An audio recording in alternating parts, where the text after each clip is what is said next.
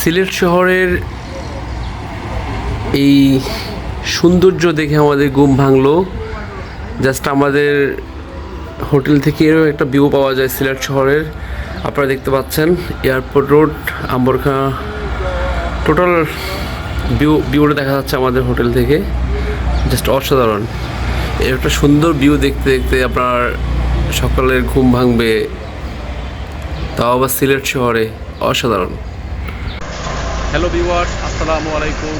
সবাইকে শুভ সকাল জানিয়ে শুরু করতেছি সিলেট ট্যুরে আমাদের ডে টুতে আমরা আজকে যাব রাতারগুল, কম ফরেস্ট, বালুচড়া চা বাগান এবং গোলাঘাট সাদা পাথর।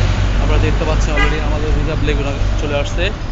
আমরা একটু এখন নাস্তা করব, নাস্তা করে তারপর সিলেট মালনীছড়া চা বাগানের উদ্দেশ্যে রওনা দেব।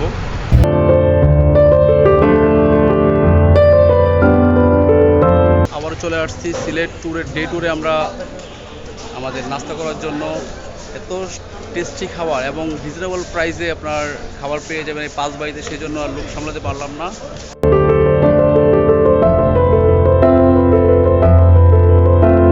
হ্যালো ভিউয়ার্স, আসসালামু আলাইকুম। সিলেট ট্যুরে আমরা আজকে চলে আসছি মালনীছড়া চা বাগান। আপনারা আমার পিছনে দেখতে পাচ্ছেন, এই যে বাংলাদেশের প্রথম চা বাগান হচ্ছে মালনীছড়া চা বাগান। দেখতে পাচ্ছেন মালনীছড়ার চা বাগানের ভিউ, যেদিকে অসাধারণ, অনেক বিশাল এই চা বাগানটা খুবই ভালো লাগতেছে চা বাগানে এসে। চা বাগানটা অ্যাকচুয়ালি আপনার সিলেট স্টেডিয়ামের সাথেই এই চা বাগানটা, মালনীছড়া চা বাগান।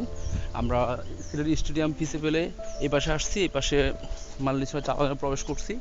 মালনীছড়া চা বাগানের সৌন্দর্য আপনারা দেখতে পাচ্ছেন।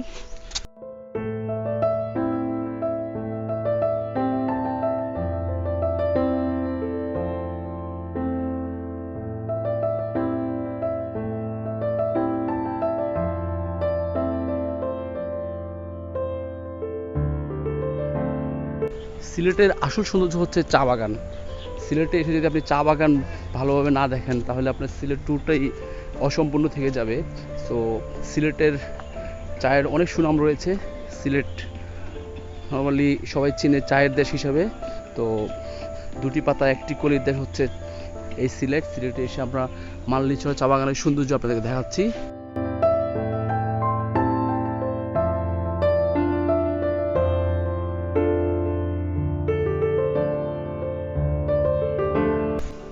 আপনারা ভাবতে পারেন এই চা বাগান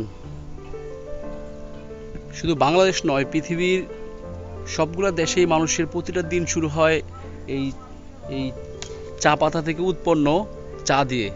চা ছাড়া মানুষের জীবন মনে হচ্ছে অচল। সো বাংলাদেশের প্রতিটা মানুষ এই চাকে খুব লাইক করে। ভাবতে পারেন যে এই পাতা থেকে চা উৎপন্ন হয়, সেই চা মানুষের কত প্রিয় খাবার।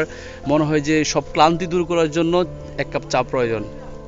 এই পাতা থেকেই আপনার চায়ের উৎপত্তি। সো চা ছাড়া মানুষের লাইফটাই শুরু হয় না, দিনটাই শুরু হয় না মনে হচ্ছে। সো সেই চা বাগানে চলে আসছি, সেই চায়ের দেশ সিলেটে চলে আসছি। আপনাদেরকে দেখাচ্ছি চা বাগান, বাংলাদেশের প্রথম প্রতিষ্ঠিত চা বাগান মালনীছড়া চা বাগান আমরা আছি এখন। আপনারা দেখতে পাচ্ছেন, ভাবাই যায় কেমন লাগে খেয়ে দেখতেছি চা পাতাটা। প্রচণ্ড কষ চা পাতাটা। নর্মালি এইভাবে খাওয়া পসিবল না চা পাতা। তিতা, প্রচণ্ড তিতা এবং কষ। তো এটাই প্রসেসিং করে আপনার চায়ের যে দানা সেটা তৈরি করা হয়। সেই চায়ের দানা থেকে আমরা দৈনিক চা খাই। ভাই যেদিকে তাকাই সেদিকে শুধু চা বাগান, পাহাড়ি টিলার মধ্যে চা বাগান, অসাধারণ। চা, আপনি যেদিকে তাকাবেন শুধু চা বাগান আর চা বাগান, অসাধারণ এই চা বাগান। আপনি দেখতে পাচ্ছেন কোথাও ঢালু, কোথাও উঁচু। এই উঁচু ঢালুর যে এই ওয়েভিং একটা কম্বিনেশন এখানে চা বাগানে দেখতে পাচ্ছি, পাহাড়ি টিলার মধ্যে। অসাধারণ একটা দিন শুরু হলো সিলেট ট্যুরের দ্বিতীয় দিনে আমরা চা বাগানে এসে সত্যি মনে হচ্ছে যে সিলেট ট্যুরটা খুবই ভালো হবে। সিলেট ট্যুরের দ্বিতীয় দিন।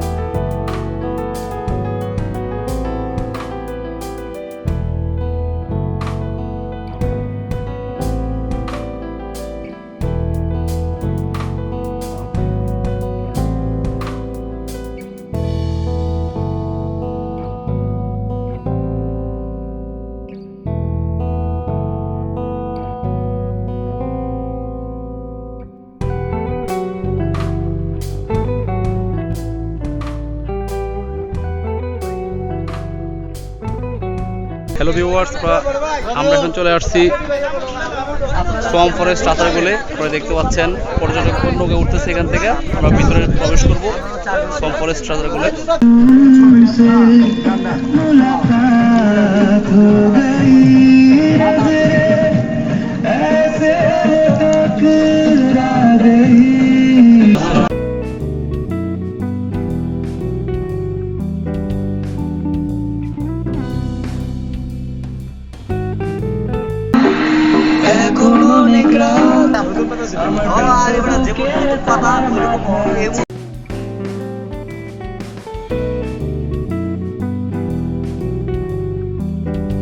হ্যালো ভিউয়ার্স, আমরা যেহেতু শীতকালে আসছি রাতারগুল সোয়াম ফরেস্টে, সো এখানে পানি খুবই কম, সেজন্য আমরা সোয়াম ফরেস্টের ভিতর হচ্ছে যে এরকম শুকনো জায়গা আছে, বাট বর্ষাকালে এই জায়গাটায় পানি থাকে, যে এ পর্যন্ত পানি থাকে, পানির উচ্চতা। সো যেহেতু শীতকালে আসছি, সো পানির উচ্চতা অনেক কম, সেজন্য আমরা এরকম নৌকা দিয়ে ভিতরে এসে আমরা হাঁটতেছি বনের ভিতরে। আপনারা দেখতে পাচ্ছেন যে রাতারগুল সোয়াম ফরেস্টের যে বনের ভিতরে আমরা চলে আসছি। আপনারা দেখতে পাচ্ছেন সামনে সোয়াম ফরেস্ট দেখতে পাচ্ছেন, খুবই নিরিবিলি একটা জায়গা, অনেক সুন্দর। আপনারা দেখতে পাচ্ছেন এই যে এই জলাবন খুবই সুন্দর এবং বিভিন্ন বন্যপ্রাণীর অভয়ারণ্য।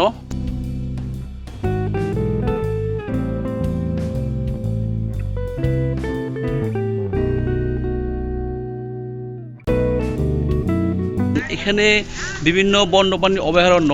তো যারা আসবেন এখানে, আপনারা স্পেশালি যদি শীতকালে আসেন, তাহলে আপনি বনের মধ্যে পানি খুবই কম পাবেন, সর্বোচ্চ 10 ফিটের মতো পানি থাকবে, এবং বিভিন্ন জায়গায় এরকম আপনার শুকনো জায়গা পাবেন, বনের ভিতরে ঘুরতে পারবেন। আর যদি বর্ষাকালে আসেন, এই বর্ষাকালে আসলে এগুলোর মধ্যে পানি থাকে, তখন আর বনের ভিতরে নামার কোনো সুযোগ নেই, নৌকা দিয়ে ঘুরতে হবে। আর আপনারা যখন এই বনের ভিতরে আসবেন, আপনাদের ভালো একটা ফিল কাজ করবে। তো আপনারা যারা সিলেটে আসবেন, গোয়াইনঘাটে অবস্থিত রাতারগুল সোয়াম ফরেস্টে আসবেন, এসে আপনারা আপনাদের যেই ঘোরাঘুরি করতে পারবেন, দেখতে পারবেন এই সোয়াম ফরেস্টের সৌন্দর্য। বিভিন্ন দিকে পাখির কিচিমিচি শব্দ শোনা যাচ্ছে, জাস্ট অসাধারণ একটা ফিলিংস হচ্ছে। তো যারা আসবেন, ঘুরে যাবেন রাতারগুল সোয়াম ফরেস্টে।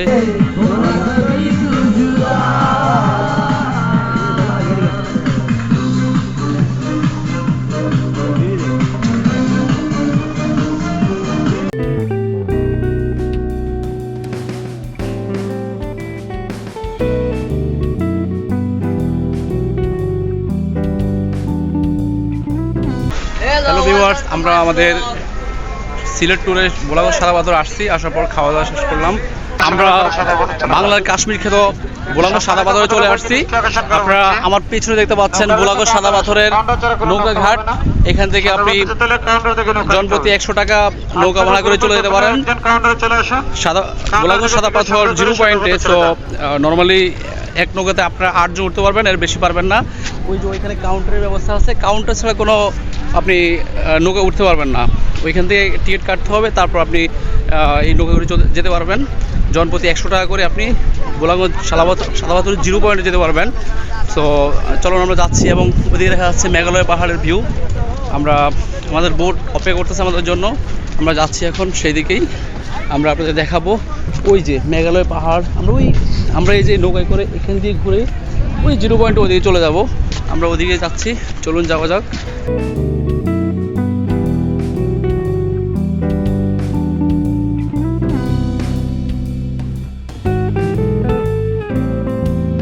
আমরা বোলাগঞ্জ সাদা পাথরে এসে আমরা দেখতে পাচ্ছি বাংলাদেশের সাইড। এই যে হচ্ছে সাদা পাথরের যে স্বচ্ছ পানির, এটা আমরা পাহাড়ে চলে আসছি। পাহাড়ে আমরা যাবো ইন্ডিয়ার ওই যে 0 পয়েন্টে দিয়ে যাবো, ইন্ডিয়ার ভিতরে যাবো। সামনে একটা মসজিদ দেখা যাচ্ছে, এটা বাংলাদেশের মধ্যে, সেখানে আমরা যাব। আপনারা দেখতে পাচ্ছেন যে স্বচ্ছ পানির জলধারা, সেটা পার হয়ে আমরা চলে আসছি। আমরা এখন ইন্ডিয়ার বর্ডারে দিকে যাচ্ছি, এবং আপনারা দেখতে পাচ্ছেন ওই দূরে পাহাড়ের নিচে একটা মসজিদ আছে, মসজিদটা বাংলাদেশের মধ্যে। ওটাই হচ্ছে বাংলাদেশ এবং ভারতের শেষ সীমানা। তো আমরা ওদিকে যাচ্ছি, এবং আপনারা দেখতে পাচ্ছেন যে পাহাড়ি ভিউ। সবগুলো পাহাড় কিন্তু ইন্ডিয়ার মধ্যে পড়ছে। ইন্ডিয়ার সীমানায় পড়ছে।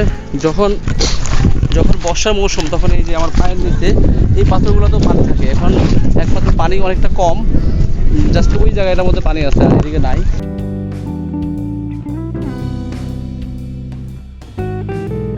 হ্যালো ভিউয়ার্স, আপনারা দেখতে পাচ্ছেন যে দেখা যাচ্ছে আমার পিছনে গোলাঘাট সাদাপাথরের যে বাংলাদেশ জিরো পয়েন্ট, এবং আমি ওই জিরো পয়েন্ট পার হয়ে চলে আসছি এই যে আপনার ইন্ডিয়া একেবারে সীমানা গেছে, মেঘালয় পাহাড়ের কুল ঘেঁষে এই একটা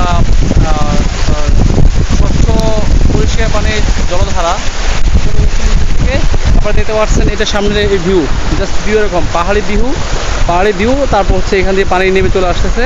আর সামনে দেখতে পাচ্ছেন মসজিদ। তা আমরা মসজিদের দিকে যাব, একেবারে কুল ঘেঁষে মেঘালয় পাহাড়ের কুল ঘেঁষে ইন্ডিয়া বর্ডারের সীমানায় চলে যাচ্ছি। তো এবার দেখতে থাকুন এই গোলাঘাট সাদা পাথরের ভিউ। তো জাস্ট অসাধারণ, বলাই যেতে পারে বাংলার কাশ্মীর। মনে হচ্ছে আমি এখন কাশ্মীরে আছি। চারদিকে দেখতে পাচ্ছেন সাদা পাথর, ওই পাশে পাহাড়ি ভিউ, তারপর হচ্ছে আমার পেছনে বাংলাদেশ, তারপর হচ্ছে সামনে হচ্ছে ইন্ডিয়ার মেঘালয় পাহাড়ের ভিউ, সামনে আপনি দেখতে পাচ্ছেন স্বচ্ছ জলধারা।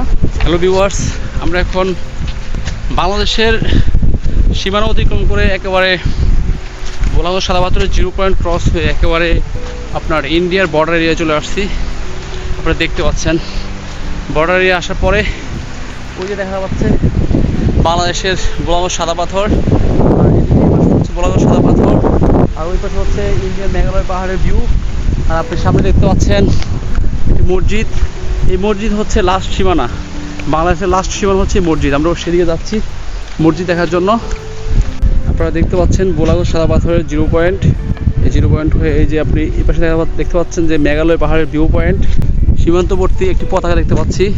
আর এটা হচ্ছে সামনে দেখতে পাচ্ছেন বিজিবি ক্যাম্প, বাংলাদেশের বর্ডার এরিয়াতে বিজিবি ক্যাম্প। আর ওইদিকে দেখতে পাচ্ছেন ইন্ডিয়ার সাইড। হ্যালো ভিউয়ার্স, আমরা ইন্ডিয়া এবং বাংলাদেশের বর্ডার এরিয়া যে বিজিবি ক্যাম্প সেখানে গিয়েছিলাম। এক বিজিবি ভাই আমাকে বললো যে অ্যাকচুয়ালি ওটা হচ্ছে ইন্ডিয়ার বর্ডার এরিয়া, সে ওইদিকে ছবি ওঠানো ভিডিও করা নিষেধ। সেজন্য আমার পিছনে সেই দেখতে পাচ্ছেন যে আপনি যে বিজিবি ক্যাম্প, এবং এই বিজিবি ক্যাম্পের পাশে আপনি দেখতে পাবেন যে এই যে একটা মসজিদ, গোলাঘাট সাদা পাথর জিরো পয়েন্টের মসজিদ। এই যে আমার পিছনে দেখা যাচ্ছে মসজিদটি, অসাধারণ, একেবারে বর্ডার এরিয়াতে বাংলাদেশের মসজিদ সেরকম একটু ভালো লাগতেছে মসজিদটি। আপনারা দেখতে পাচ্ছেন এই যে মসজিদ, অসাধারণ মসজিদ। আর ওইদিকে হচ্ছে জিরো পয়েন্ট গোলাঘাট, আর ওইদিকে হচ্ছে মেঘালয় পাহাড়ের ভিউ।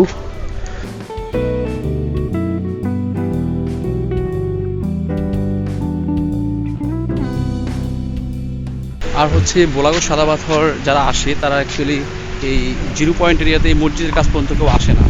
তো আমি বলতে পারি যে আশা করি যারা গোলাঘাট সাদা পাথর আসবেন সময় নিয়ে আসবেন, আপনারা এই মসজিদের সামনে আসবেন। মসজিদটা দেখতে অনেক সুন্দর, এবং মসজিদের সামনে থেকে আপনারা এরকম আমার পিছনে যেরকম ভিউ দেখতে পাবেন, অনেক ভালো লাগবে। আপনারা দেখতে পাচ্ছেন পাথর দিয়ে সীমানা দেওয়া, এই যে পাথর এক্সিএলে পাথর দেওয়া আছে। আর এই আপনার এই পাথর দেখতে পাচ্ছেন বর্ডার দেওয়া এখানে। এই পাথরের হচ্ছে ওই পাশে হচ্ছে ইন্ডিয়ার, আর হচ্ছে এই পাথরের এই পাশে হচ্ছে বাংলাদেশের। আমি একেবারে আপনার বাংলাদেশ এবং ভারতের শেষ সীমানায় আছি, গোলাঘাট সাদা পাথর জিরো পয়েন্টের শেষ সীমানা। এই যে আমার হাতের এই পাশে হচ্ছে আপনার ইন্ডিয়া, আমরা দেখতে পাচ্ছি ইন্ডিয়ার সাইডে গোলাঘাট সাদা পাথরের ইন্ডিয়ার সাইড। এই পাশে কোনো মানুষ নেই, ইন্ডিয়ান কোনো মানুষ নেই, বাংলাদেশের মানুষ যাওয়া নিষেধ। আর হচ্ছে এই গোলাঘাট সাদা পাথরের এই জিরো পয়েন্টে একেবারে বাংলাদেশ এবং ভারতের বর্ডারের লাইন ক্রস করে হাঁটতেছি, লাইনের উপর দিয়ে হাঁটতেছি। এরপর আর আমার এই হাতের বাম পাশে এই পাশে আর কোনো বাংলাদেশের কোনো সীমানা নাই। আর এই যে এই পাশে হচ্ছে বাংলাদেশের সীমানা, এই জিরো পয়েন্টে যে মসজিদ, এবং এই পাশে হচ্ছে বিজিবি ক্যাম্প, আর এই পাশে ইন্ডিয়ার সীমানা। সো আমরা জিরো পয়েন্টে এসে খুবই ভালো লাগতেছে। আমরা সামনে যাচ্ছি বর্ডার এরিয়াতে, আমরা ঘোরাঘুরি করে একেবারে বর্ডার ক্রস করে চলে গেছি ওইখানে। তারপর হচ্ছে আমরা এখন সামনে যাচ্ছি জিরো পয়েন্টে, সে স্বচ্ছ পানিতে গোসল করবো। বাংলাদেশের এরিয়া, ইন্ডিয়ার এরিয়াতে আমরা গোসল করতে পারবো না, কিন্তু ইন্ডিয়ার এরিয়াতে পানি অনেক স্বচ্ছ পরিষ্কার, বাট আমরা চলে যাব বাংলাদেশের এরিয়াতে। হ্যালো ভিউয়ার্স, আপনারা দেখতে পাচ্ছেন আমি এখন আছি গোলাঘাট সাদা পাথরের জিরো পয়েন্টে, যে পানির স্বচ্ছ পানির জলধারা আপনারা দেখতে পাচ্ছেন। পানিটা কত স্বচ্ছ দেখুন, একেবারে নিচে পাথর দেখা যাচ্ছে, স্বচ্ছ পানি একেবারে দেখতে পাচ্ছেন স্বচ্ছ পানি, যা আপনার ইন্ডিয়ার থেকে আসতেছে। ইন্ডিয়ার এই পাহাড়ের ঝর্ণার পানি, এগুলা প্রচণ্ড ঠান্ডা, মনে হচ্ছে যে মাত্র ফ্রিজ থেকে ঠান্ডা পানি নিয়ে আসছে, এত পরিমাণ ঠান্ডা পানি। সো যারা এখানে এই গরমের মধ্যে যখন আসবেন তখন গোসল করলে মনটা প্রাণটা জুড়িয়ে যাবে। আর অ্যাকচুয়ালি মনের শান্তি, মনের রিফ্রেশমেন্টের জন্য আপনার ভ্রমণ খুবই প্রয়োজন। সো যারা ভ্রমণ করতে চান এই ভোলাগড় সাদা পাথর আসতে পারেন, আসলে অন্য একটা ফিল হবে। সো সিলেট ট্যুরে আমাদের শেষ পর্বে আমরা 3 রাত 2 দিনের যে ট্যুর প্যাকেজ নিয়েছিলাম একটা গ্রুপ থেকে, সেই গ্রুপে আমরা আপনার ফার্স্ট ডেতে হচ্ছে আপনার জাফলং, লালাখাল, তারপর হচ্ছে শ্রীপুর চা বাগান, আরও ছোটো কয়েকটি পর্যটন কেন্দ্র ঘুরে করছি। করার পরে আমরা আমাদের সেকেন্ড ডে, তার মানে লাস্ট দিনে আমরা মাল্লিছড়া চা বাগান, রাতাগুড় সোয়াম্প ফরেস্ট ঘোরাঘুরি করে আমরা চলে এসেছি এখন আমাদের সর্বশেষ পর্যটন স্পট, সেটা হচ্ছে ভোলাগড় সাদা পাথর। অ্যাকচুয়ালি ভোলাগড় সাদা পাথর আসার পর আমার মনটা খুবই ভালো লাগতেছে, অনেক শান্তি লাগতেছে। এবার হচ্ছে মেঘালয় পাহাড়ের ভিউ, এবার হচ্ছে ইন্ডিয়ার ভিউ পয়েন্ট। এই যে এখানে হচ্ছে স্বচ্ছ ঝর্ণার পানির, হচ্ছে স্বচ্ছ পানির, যা গোসল করলে এবং এখানে বসছি খুবই রিফ্রেশমেন্ট মনে হচ্ছে, অসাধারণ, জাস্ট অসাধারণ। তো এখানে গোসল করবো, গোসল করে তারপর আমরা চলে যাব আবার। আর যারা হচ্ছে আমার এই ভিডিও দেখে ভালো লাগলে অবশ্যই আমার চ্যানেলটি সাবস্ক্রাইব করবেন, আর পাশে থাকা বেল আইকনটি বাঁচিয়ে দিবেন, যাতে করে আপনি সবসময় আমার সুন্দর সুন্দর ভিডিও পেতে পারেন। আর হচ্ছে আপনার মতামত জানাবেন কমেন্ট বক্সে, ভিডিওগুলো কেমন লাগে। আর হচ্ছে লাইক করবেন আর শেয়ার করবেন, অবশ্যই শেয়ার করলে হয়তো আমার ভিডিওগুলো অন্য কাছে চলে যাবে, তারা দেখবে, তারা হয়তো উপকৃত হবে, তারা ভ্রমণে আগ্রহী হবে। সো আল্লাহ হাফেজ, আজকে এ পর্যন্তই।